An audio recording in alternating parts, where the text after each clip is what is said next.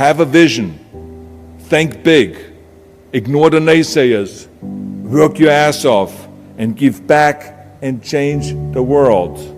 Because if not us, who? If not now, when?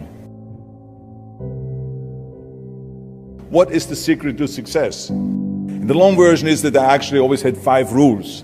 And everything that I did, I always used those 5 rules, and those 5 rules helped me to become successful in various different areas. And I believe that those rules can be applied to almost anyone and everyone. You don't need to be a bodybuilding champion, you don't need to want to be a governor of California or to be an action hero or anything like that. If you want to excel in whatever you do, those rules are for you. It's that simple. Now I have to tell you right off the top that I always was very intense. As a kid already, I was very intense and I was very hungry. I always wanted to be the best. I always wanted to be number one. I always wanted to get to the top. I never believed in just getting by. Now, I have nothing against people that just want to get by, because I think there are many roads to happiness, but I think that we all here like to be successful and we are driven. So that's why those rules apply to you. So my first rule is find your vision and follow it.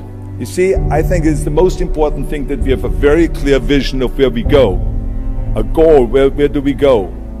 Because you can have the best ship in the world, you can have the best cruise liner, but if the captain does not know where to go, that ship will drift around the world and out there at sea and will never end up anywhere.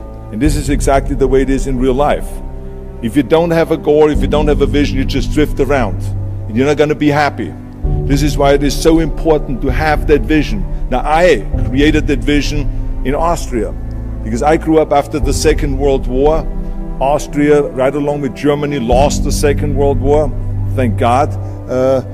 And the problem was that everyone was so depressed because they lost the war that there was alcoholism everywhere. There was, of course, depression. There was a terrible economic situation. There was famine. There was starvation and all of those things.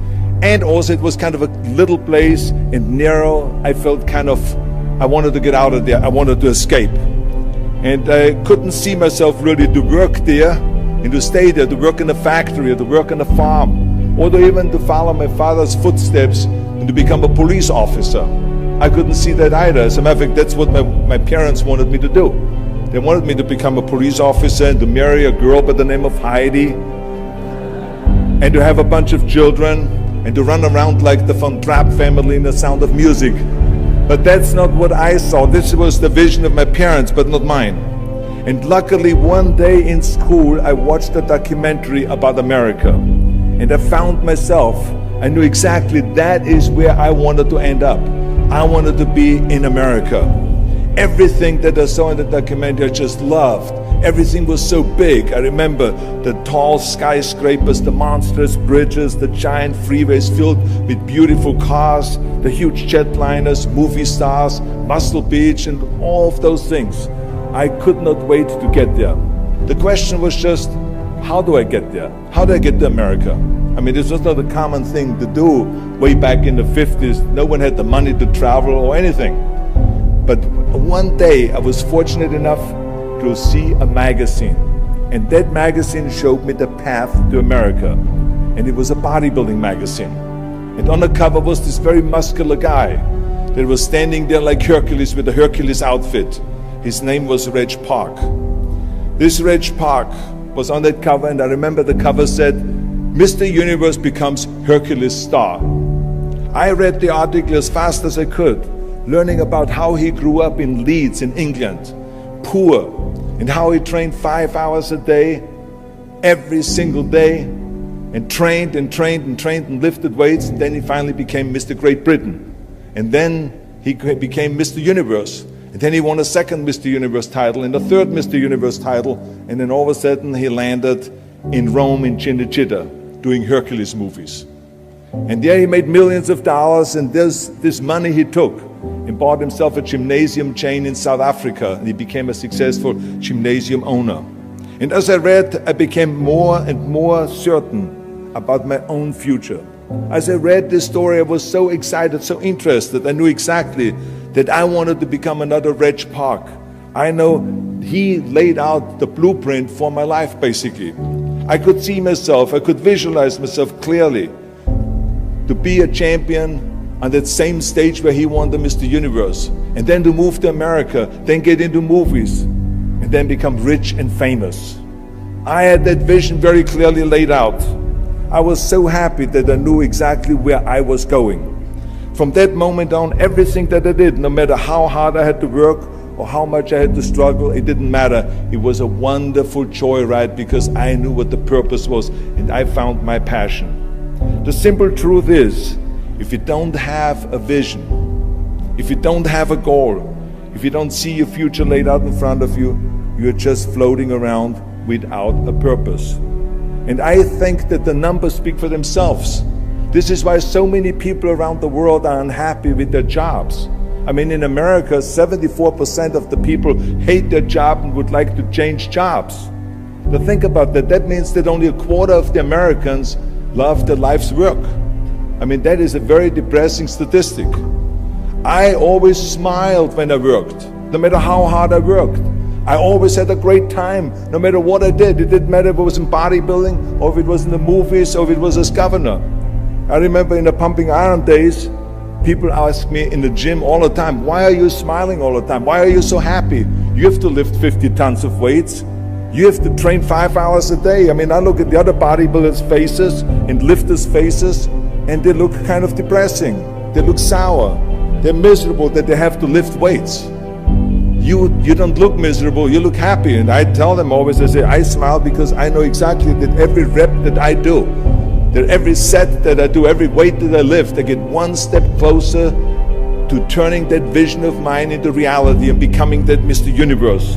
I could not wait to lift another 500 pounds in the squats. I could not wait to do another 1,000 sit-ups. I could not wait to do bench press, more bench press and more curls until I couldn't move my arms anymore. Because I knew that every rep got me closer to standing on that stage as a champion. As a matter of fact, when I lifted weights, I didn't really feel like I was lifting weights. I felt like I was lifting a trophy over my head each time I lifted. And to have all those bodybuilders around me and thousands of people screaming. And I tell you that this vision didn't just help me in bodybuilding, it helped me with everything, like I said. I remember in the movie business, there was many times stunts that I had to do where I got hurt, where I was in pain, in agony, and had to do it over and over again. I remember one incident specifically on Conan the Barbarian. There I was crawling on all four, on rocks, over rocks and gravel, holding my sword right in front of me.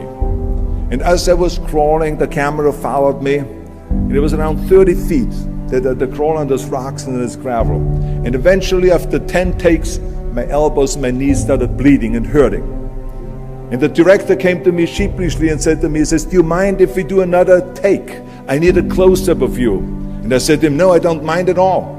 I said, go and do as many takes as you want. He says, no, I don't want to do that because I know you're in pain, you're bleeding. I said, no, I don't feel any pain. I said, the only thing I see is the finished scene. I see the finished scene of me crawling on all four with my sword in the front, crawling up and sneaking up behind Thulsa Doom, the main villain of the Conan movie that killed my parents, and rising up behind him and cutting his head off. That's what I see. Remember, crush your enemies, see them driven before you, and hear the lamentation of their women. So this is why, because I visualized that scene, this is why I did not feel that pain. I did not care if I was bleeding on my knees, because I knew that pain is temporary, but the film is permanent. And I explained that to the director, so this is why I try to tell you, always discover your vision, and the rest will follow. Now my second rule is never ever think small. If you're going to accomplish anything, you have to think big. You have to go and shoot for the stars. The biggest challenge most people have is because they think small. And the reason why people think small and why they choose small little goals is because they're afraid to fail. They know that if you shoot for a big goal, then the chances of failing are very high. And they're afraid of failing. It's one of the most common things why people are frozen and why they can't make a move in life, because they're scared of failing. I say to myself, hey, I'm not worried about failing because that's part of life. You're not going to go and win everything. And how far can you fall? Look at this. This is the ground. That's as far as I can fall. And you know something? That the only time you really consider the failure is if you fall and you don't get up. But if you get up, you never consider the failure. So I never considered myself a failure. I always considered myself a winner, even though I fell every so often. But I always got up and I always moved forward. This is the important thing. I never had any patience, of course, for thinking small, because in German we have a saying, wenn schon, denn schon. And that means that if you do something, then go all out and do it well. And this was not just the case in bodybuilding. I didn't just want to be a bodybuilding champion. I wanted to be the greatest bodybuilder of all times.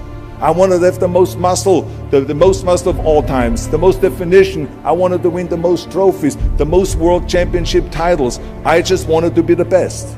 And the same is also in movies. I didn't just think about being in movies. No, I wanted to be a movie star. I wanted to have above the title billing. I wanted to become the highest paid entertainer. I basically wanted to be another John Wayne. What's wrong with that?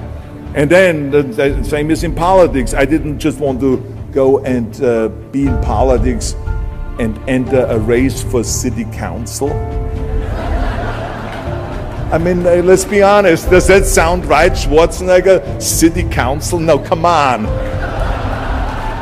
Not even Schwarzenegger and mayor, no. It had to be Schwarzenegger running for governor, but not just any governor, but governor of the greatest state in the United States, of California.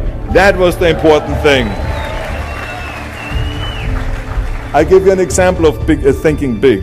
When I became governor, I wanted to rebuild California's ancient infrastructure. You see, America has been living off infrastructure that was built in the 50s and 60s, and it drives me absolutely insane that America hasn't started rebuilding that infrastructure. I mean, we haven't invested in new roads or in new transit, or in schools, or in energy, or anything like that for decades. The number of cars that we have now in America are 4 times as many as we had in the 60s. So therefore, we should be having 4 times as many freeways, 4 times as many tunnels, 4 times as many bridges and all this. But we don't. So this is why I wanted to get our act together and do the upgrading, at least in California.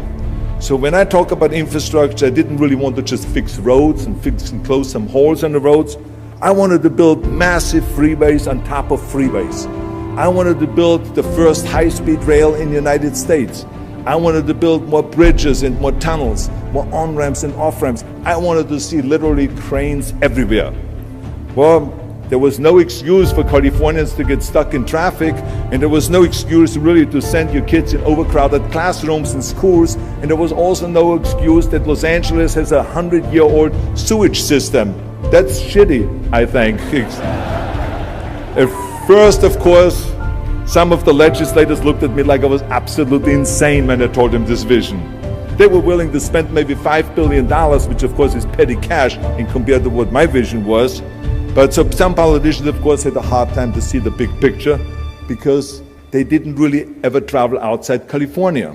So they haven't really seen big infrastructure. They haven't really seen big infrastructure all over the United States, or maybe in Asia, in China, or in Korea, or in Brazil, or in European countries, or here in Australia maybe. So they haven't seen that. And then, of course, there are other politicians that simply don't have a vision of the future past the next election, which is a common problem politicians have all over the world. So it was my job as governor to motivate them and to take them and to see the traffic jams in Los Angeles and to see the overcrowded classrooms and to see all the problems that we have. And I kept pushing and pushing, and I pumped them up enough that eventually they saw the big picture. And eventually Democrats and Republicans came together, and we invested $60 billion to rebuild California's infrastructure, the biggest investment of our state in 50 years. So that's what we did because we had a big vision, and everyone bought in on this big vision.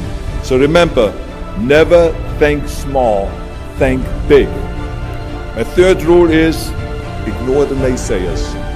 I think it is natural that when you have a big vision and big dreams and you have big goals, that people are going to say around you, I don't think it can be done. I think it's impossible. Or no.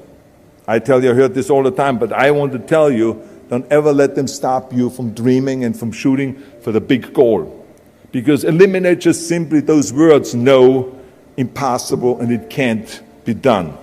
I mean, in each one of my careers, when someone said it's impossible, I heard it's possible. When someone said it can't be done, I heard it can be done. And when someone said no, then I heard loud and clear, yes. So this is what I believed in. I am a big believer of what Nelson Mandela said. He said it always seems to be impossible and still someone does it. And that's exactly what it is. And I wanted to be that one that does it. I wanted to break the new records, and I wanted to do something that no one else has ever done. So I think that's what you need to do. Don't ever be worried about that someone hasn't done it. Just think about how many times my career would have stopped. My career would have ended if I would have listened to the naysayers. I mean, it started right away when I was 15 years old and I became a bodybuilder. Right off the top, when I said, I want to be a world champion in bodybuilding, I want to be Mr. Universe. They immediately said, are you crazy? You're in Austria. In Austria, you can become a ski champion or a bicycle champion or something like that, but bodybuilding is an American sport. Forget about it. That's nuts. Then when I wanted to move to America, they said, again, it's impossible. You will never be able to do that. You have no money. You're all by yourself. And then when I wanted to go into show business, after I won 13 world championship titles in bodybuilding, I said, I want to be like Reg Park. I want to be a Hercules. I want to get into movies. Well, I tell you, when I met those agents and managers and studio executives, their reaction was, oh, Arnold, that is so funny. You want to be what, a leading man? Oh, come on. I mean, look, first of all, let's start with your body. Look at your body. I mean, you're overdeveloped. You're gigantic. You're like a monster. Are you kidding me? Do you know what the new thing, the new trend is? It's little guys like Dustin Hoffman, Al Pacino, Woody Allen. Those are the new sex symbols. Don't you get it? And then your accent, oh, it gives me the chills just listening to your German bullshit. Come on now. I mean, oh God, I mean, it's like, it's scary when you talk. It's unbelievable. I mean, have you ever, Arnold, I mean, be serious, have you ever seen an international movie star with a German accent? It doesn't happen. Forget about that. And then your name, what is it, Schnitzel or something like that? Yeah, I can see that name already up there on the billboard. Yes, and people are going to storm the theater and the movie houses because Schwarzenegger is starring in the movie. Oh yeah, I can see that already. So that's what they said. They said to me, it says, look, forget about it, you're a nice guy.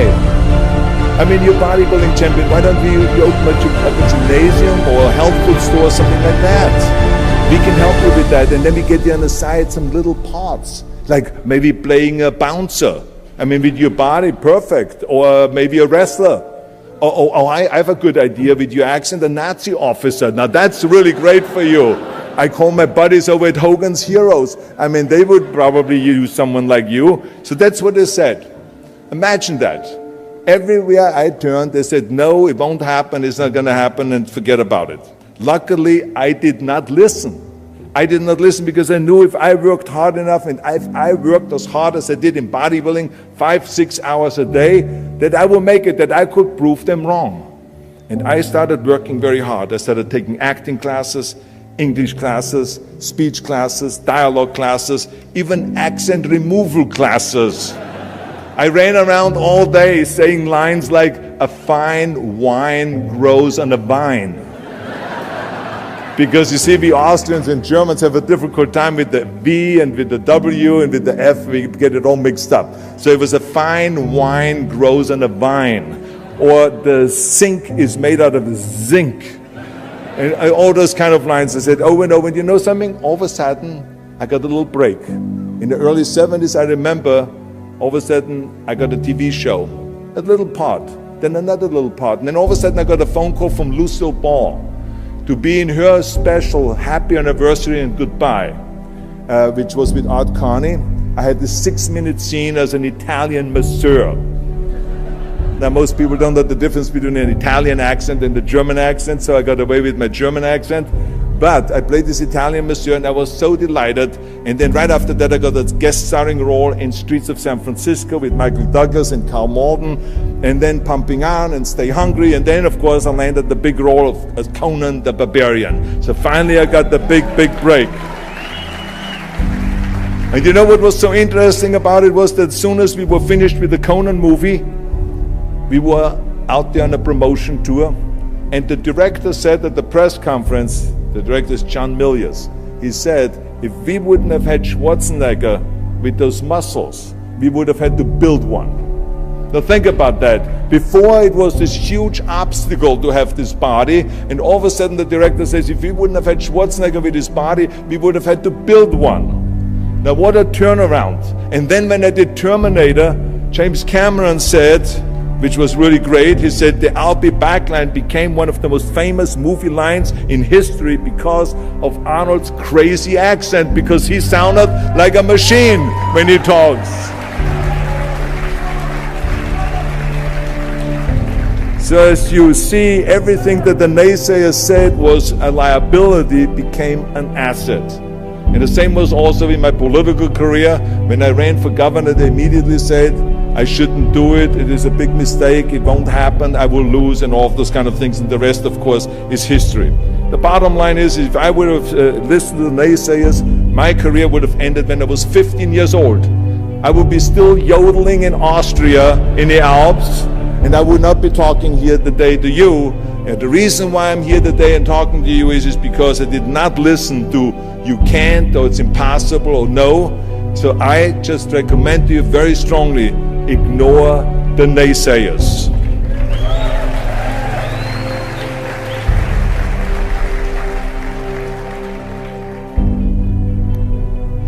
My fourth rule is work your ass off. Nobody ever stumbled upon success by accident, except maybe the guy who found gold in California. But don't ever think that you can be that guy. I mean, you never want to fail because you didn't work hard enough. I always believed no stone unturned. Work your butt off. That's what I always believed. No matter what you do, work. I remember Muhammad Ali, one of my great heroes, had a great line in the 70s when he was asked, how many sit-ups do you do? He said, I don't know, because I start counting only when it starts burning. When it starts burning, that's when it starts counting. You see, that's what makes you a champion. It doesn't matter in what area you're in. No pain, no gain. The bottom line is, one of my rules, which is work your butt off. If you don't apply that rule, all the other rules won't mean anything. I mean, it drives me absolutely nuts when people say, I don't have time to work out. Haven't you heard that many times? I don't have time to work out, or I have worked so hard all day, I'm tired, I cannot work out anymore, or I cannot read another book, or I cannot improve myself, or I don't have time, or I work so hard that I cannot really improve my business, or I cannot grow as a person, or any of those things. What the hell are we talking about here? I mean, the day is 24 hours, you sleep 6 hours, so you have 18 hours left. I mean, I know there's some of you out there that say, well, wait a minute, I sleep actually 8 hours, but that's just sleep faster, okay? You didn't, I mean, let's not get bogged down with this stuff here. Listen, when I came to the United States, I remember that I trained 5 hours a day, every day, and I was managing a construction business, and I was a bricklayer, and I went to college also, and I took acting classes from 8 o'clock at night to 12 o'clock midnight. All of that in one day. Every day I did that. I did not worry about it. I knew that I had 24 hours and I didn't want to waste one single hour. Because I believe of what Ted Turner said, who is one of the great entrepreneurs who started CNN and so on. He said, early to bed, early to rise. Work like hell and advertise. So that's what I believe. Just remember, you can't climb that ladder of success with your hands in your pockets. You must work your ass off. It's that simple. And my fifth and last rule is, don't just take, give something back. Leave your mark on the world. I believe that we all have an obligation to do something for our community, something for our state, something for our country. We must serve a cause that is greater than ourselves, because we all know that in the end we will be judged not by how much we made, but by how much we give. Ever since America greeted me with open arms, I've had this sense of responsibility, and I felt obligated to give something back to America. Because I know that everything that I have accomplished is because of America. If it's my bodybuilding career, if it is my show business career, my political career, the money that I've made, my great family that I have, all of this is because of America. But I have to recognize the fact that America did not become the land of opportunity in this great country by itself. No, in history, people worked tirelessly in America. People fought and people died to make it the land of freedom and opportunity and the land of liberty. So now it is our responsibility, if we want to keep it the #1 country in the world, to work for that and to give something back to that country. And it doesn't matter if you're in America, or if you're in Australia, or if you're in China, or if you're in Japan, or in Italy. It is the same thing. You all have to give something back to your country, no matter where you're from. Now, I love the words of my father-in-law, Sergeant Schreiber, who started the Peace Corps, the Job Corps, legal aid to the poor during the Kennedy and during the Johnson administration. He was the #1 public servant, and he always inspired me to become a public servant. He was one of my heroes. He said at Yale University at a commencement speech, he said to the students, tear down that mirror. Tear down that mirror that makes you always look at yourself. And you will be able to look beyond that mirror, and you will see the millions and millions of people that need your help. And I saw those millions and millions of people. And this is why I tried to take every opportunity that I could to give something back. I started training Special Olympians, people that were intellectually handicapped, to help them with weightlifting and powerlifting. I became the international powerlifting coach and the torchbearer for Special Olympics. Then later on, I joined the Simon Wiesenthal Center to fight prejudice, so we don't have the things happening again as we had during the Second World War, during the Nazi Reich. And I joined also the President's Council on Fitness. I became the chairman under President Bush from 1990 to 1993. To be the chairman and to promote health and fitness in all 50 states. I traveled all 50 states. I started after-school programs for the most vulnerable children, for inner-city children, to make them be able to say no to drugs, no to gangs, and no to violence, and to say yes to education and yes to life. And every single time I reached out and I gave something back, I felt fantastic. Nothing made me happier. I would rather play chess with an 8-year-old kid in an after-school program, or play golf, a round of golf with a Special Olympian, than go down another red carpet of a movie premiere. And I have nothing against movies, but to give something back to me is more important than just to think about myself. Eventually, the joy of giving back was so great that I decided to become a public servant full-time and to turn my back, actually, and walk away from my career as an actor. After I finished promoting Terminator 3, I jumped into the race, into the governor's race in California, and I ran for governor. And even though my friends advised me not to do that, they said, "Are you crazy, Arnold? Don't you understand that you would lose now this $20, $30 million a movie that you're getting paid? And they will only pay you $178,000 as governor a year?"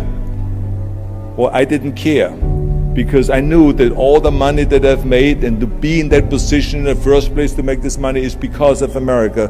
It was time to give something back. So I became governor, and I didn't even take the $178,000. I gave it back to the taxpayers because it was petty cash. It's the last thing I needed. And I can tell you that those 7 years were the most exciting and the most rewarding and the most gratifying years of my life. To work all day long, to to solve problems and to serve the people was absolutely heaven. It was the best job I've ever had. But I also knew that eventually it's going to come to an end. And after 2 terms, it did come to an end.